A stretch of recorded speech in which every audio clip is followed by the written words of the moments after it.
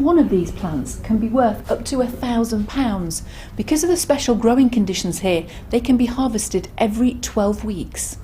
There are 41 trees, 15,000 baubles and 10,000 fairy lights, and it takes a team of 50 people to put them up. The campaign to protect rural England claims developments like the one next to Anne Hathaway's cottage are more likely to be approved if the proposals go ahead. They say that's deeply flawed and could damage the countryside forever. Patients needing a kidney transplant have to have dialysis on a machine like this 3 times a week for a total of 12 hours. For Hassan, this has been a way of life now for 22 years. The industry claims these trailers will be kinder to the environment because there'll be less journeys, which means a reduction in carbon emissions. And they'll also save £400 million a year because they'll carry an extra 15% on each journey. Everything the children eat today will come from local suppliers. The turkey and the sausage is from Newark. The vegetables, including the potatoes, the carrots and the Brussels, are all from Lincolnshire. On the new Airbus A319, it carries around 150 passengers. The Godgate Bridge is absolutely huge. It's 1.2 miles long, 30 million vehicles cross it a year, and it takes 5,000 gallons of paint to keep it looking good. Say, some days my job is a little more fun than others. Nigel, thank you for joining us today. I'm glad I made your day a bit more fun. What sort of day have you had then? I'm the highlight. It's been a terrible day. This is the River Gambia. The country was named after it. If you want to be in the movies, you have to get up very early.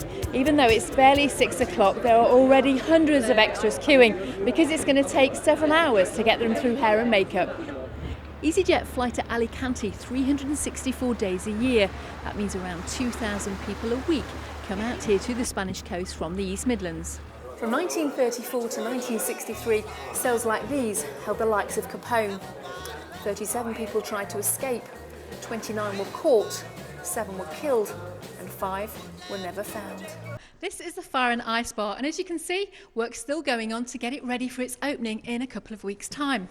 The owner, Tim Jones, has agreed to leave the decision about a smoking ban up to our viewers. One of the perks of the jobs of being a member of the cabin crew is travel, and one of the best ways of travelling around Amsterdam is by boat. There are more than 400 costumes, and each extra has to have their own specially fitted.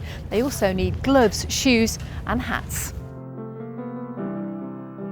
We've been travelling for 13 hours today.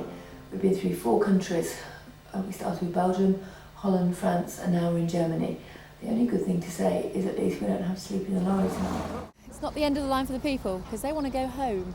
This is just a way of getting them fed. We've had a bad time getting here. We feel complete relief to be here. That is 1% of what they feel. You're one of God's better people, and you don't know, and that's why you're special. It's an amazing place, and you never really know who you're going to bump into. Thank you, Alice. Thank you, San Francisco. And I'm backstage with Duran Duran. Guys, tell me, how did the concert go? It was great. I mean, the 3 of us got up there, played acoustically, 3 songs, in, out. It's the way to do it. The winner will have to get up very early. The cabin crew started at 6 o'clock. And once they're on board, it's non-stop work. The quickest way to get here is definitely by plane.